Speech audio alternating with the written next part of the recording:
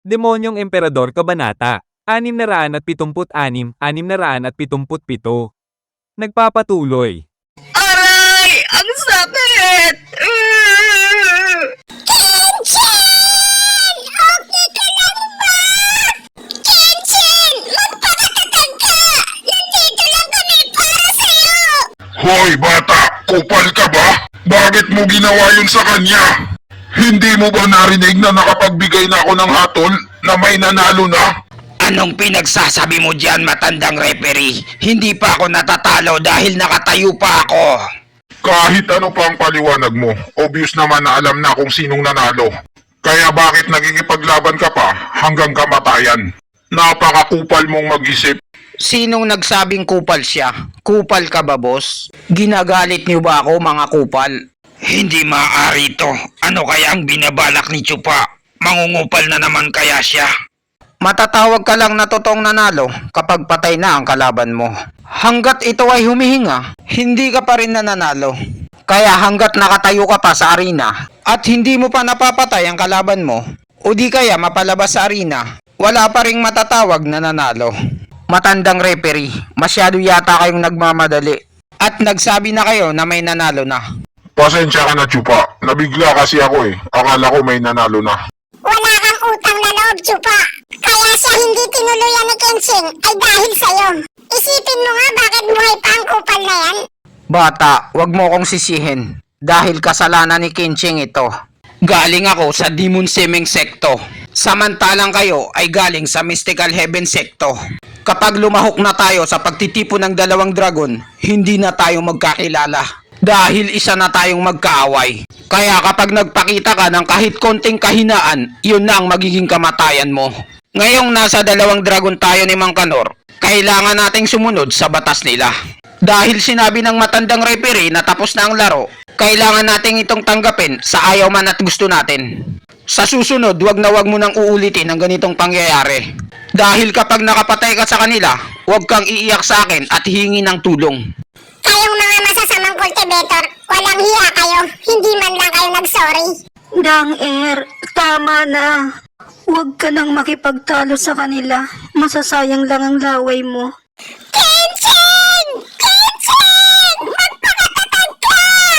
Hindi maaari! Yung pagtapik sa kanya may kasamang lason! Ano? Nilason niya ang baby ko, my love so sweet? Kenshin! Gumising ka! Marami pa tayong mga pangarap sa buhay! Sa palagay ko, hindi ata galit si Steward Chupa sa ginawa ko sa jowa niya. Hindi niya siguro ito mahal. Nakita niyo na ngayon sa mga mata niyo kung gaano kawalang hiya ang mga masasamang cultivator. Napakabilis ng pagbabago ng mga ugali nila. Parang kailan lang. Huwag niyo silang pagbibigyan ulit. Maging aral na ito para sa inyong lahat. Ang mga mandirigma para sa ikawalong laban, pumunta na dito sa arena para makapagsimula na kayong magbordagulan.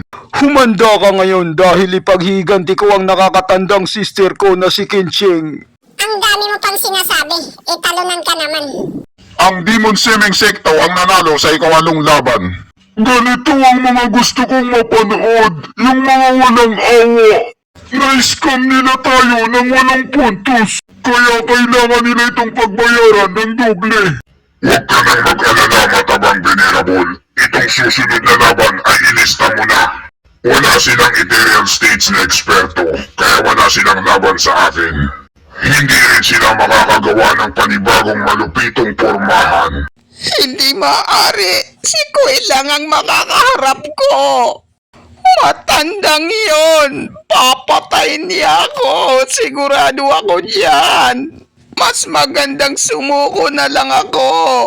Batang Master, hindi kita papupuntahin sa arena kung hindi ako sigurado. Isa kang importanteng tao. Pero dahil ang kalaban mo ay si Kuy lang na maitim na kalbo. May perpekto akong plano para sa kanya. Gamitin mo ang sandata ni Kinching na permafrost at maglakad ka sa arena. Magaling, magaling. Ang tapang naman ng batang master ng Mystical Heaven Secto. Naghahanap ka ba ng sakit ng katawan? Huwag mo akong minamaliit dahil hindi mo ko kilala, may itim na kalbo. Sinong hindi nakakakilala sa'yo sa buong mundo? Sikat ka na ang sakiting lampa na batang master ng Mystical Heaven Secto. Nagtataglay ng elemento ng pagiging tanga. Siguro ang pinuno ng sektong si Swan ay gusto kanyang ipagtabuyan. Naghanap lang siya ng paraan kung papaano. O baka naman hindi kanya totoong anak. At ipinadala kanya rito para mamatay. Nandito ako ngayon sa arena para makipaglaban, hindi para makipagmaritisan. Kilala mo ba kung sinong unang may-ari ng espadang ito? Ayon daw sa chismis, ipinangako niya sa sarili niya na hindi siya mananakit ng mga taga-Demon Semeng Secto. Nagtataka lang ako kung totoo ba yun o hindi. Ano sa palagay mo, Kalbo? Totoo ba yun? Ang permafrost, bakit hawak-hawak mo yan? Di ba yan yung gamit ni Kinching? Anong ginagawa mo? Bakit mo ninakaw yan? Sa palagay mo ba kaya kang iligtas ng espadang yan? Kupal? Ano sa palagay mo? Ako ang batang master ng Mystical Heaven Secto. At hindi ako natatakot kahit kanino man. Hawak-hawak ko ang espadang ito dahil gusto kong ipaalala sa iyo ang nagdaang larawang kupas. Sekreto lang natin yung dalawa. Ano? Hindi maaari. Paano mo nalaman ang sekreto ko? Stalker ka ba, Brad? Tangina, Gigi na to. Alam niya ang sekreto ko. Baka ipagkalat niya sa iba. Chismoso pa naman ito. Itinataas ko na ang bandera ng mga kalalakihan. Sumusuko na ako, mga par. Masyado siyang malakas. Ano? Posible yan! Hindi ka isang tunay na lalaki, Kalbo! Atras ka! Wala yan! Tangina naman, Kalbo. Pati ba naman ikaw? Ang yabang-yabang mo pa kanina bago ka pa umakyat ng arena. Wala kang kwentang tao. Bakit bigla ka na lang sumuko? Bakit ganito na lang lagi ang nangyayari? Sus Mariose! Ipinapahiya niyo ko sa lahat. Wala na akong may papakitang mukha. Ano kaya ang nangyari kay Maitim na Kalbo? Bakit bigla na lang siyang sumuko? Ang Mystical Heaven Secto talaga, ginamit nila ang lahat ng pwede nilang magamit na panduloko para lang makapalag sa Demon Semeng Secto. Magpaliwanag ka sa akin ngayon, Kalbo. Imarites mo sa akin kung anong mga nangyari. Ganito kasi yun, Chupa. Ex ko ang may-ari ng espadang yan. At nagkaroon kami ng sumpaan na hindi magkakasakitan. Ganun pala yun. Ngayon naintindihan na kita. Pag-ibig nga naman. Hahamakin ang lahat. Ngayon, libre ka na. Hindi na kita paparusahan sa ginawa mong kasalanan. Makinig kayo. Dahil natapos ng lahat, kailangan nating mag-move on. Ayokong makakarinig ulit ng chismis na ganito. At wag niyo itong subukan ipagkalat sa sekto natin. Alam kong mahilig kayong mag-shared post, pero pakiusap lang, igalang niyo ang privacy ng isang tao. Maraming salamat sa iyo, Stewardess Chupa. Papa, anong nangyari? Sabihin mo sa akin ang totoo! Bakit bigla ka na lang sumuko? Narinig niyo ba yung sinabi ko? Ngayon lang? Mga bingi ba kayo? Hindi niyo ba ako naintindihan at kailangan ko pa itong ulitin? Pasensya na! Sorry po! Anong klaseng maritis kayo ang pinag-usapan nila? Ang Mystical Heaven Secto ay nakakuha ng 8 puntos, samantala ang Demon Semeng Secto ay 4 lang. Sa laban na ito, ang nanalo ay ang Mystical Heaven Secto. Tangina talaga! Hindi man lang ako nakabawi! Nakakagigil talaga! Ang susunod naman na laban ay rambulan at gaganapin ito sa ibang lugar. Matandang referee, mayroon lang akong imamarites sa'yo. Kami na nasa Mystical Heaven Secto ay hindi nalalaban sa rambulan. Napakamautak talaga ni matandang yun.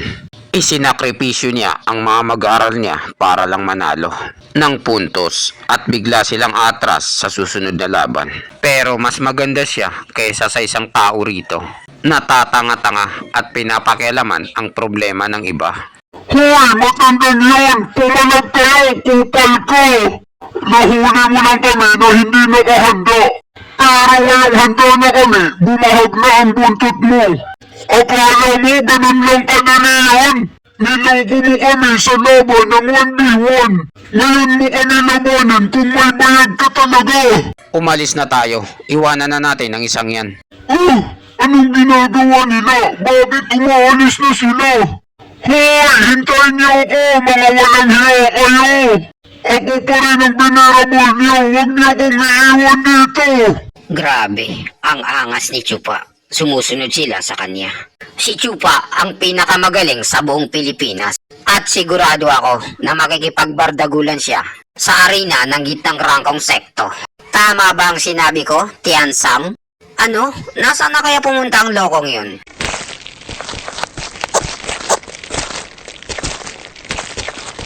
Ito lang ang masasabi ko sa inyo.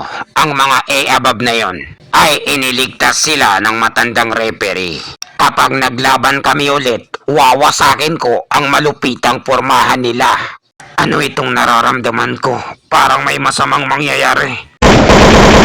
Aray!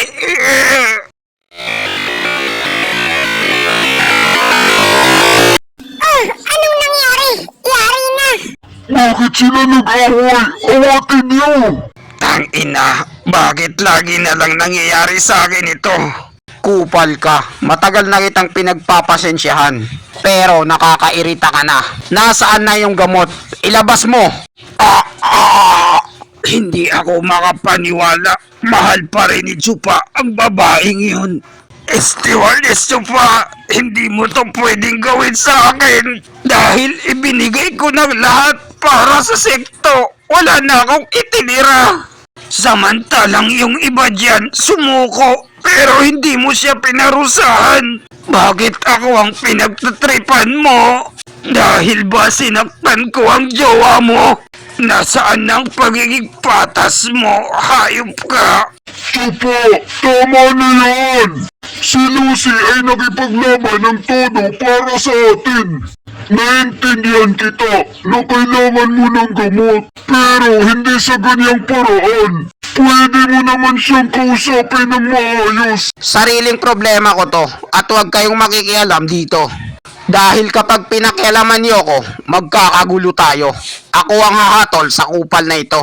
At alam ko ang mali sa tama. Aray, Chupa, maawa ka. Hindi ako makahinga. Wala ka nang magagawa dito, kupal. Huwag mong isipin na may liligtas ka ni Venerable C. Lagi ka na lang nagiging pasaway sa lahat ng inuutos ko. Magmula nung umpisa na pumunta tayo rito. Kaya kung ako sa'yo, ibigay mo na sa akin ang gamot. Dahil kung hindi, wala talaga akong dalang gamot. At ang lason ko ay hindi nakakamatay. Magkakaroon lang siya ng trangkaso na 49 days. At ang referee ay nakapagbigay na ng hatol. Wala talaga akong balak na patayin siya.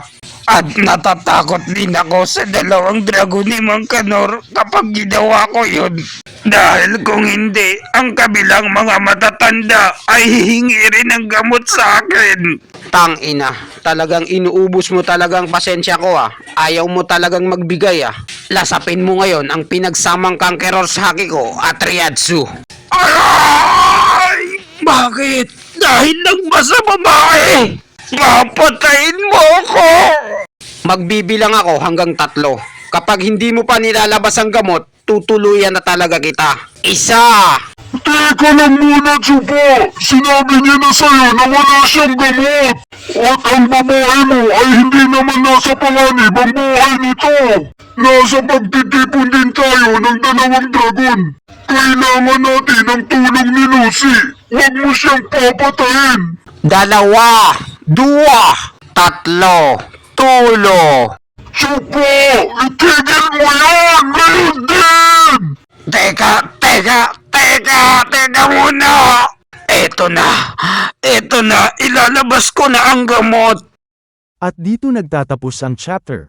676, 677.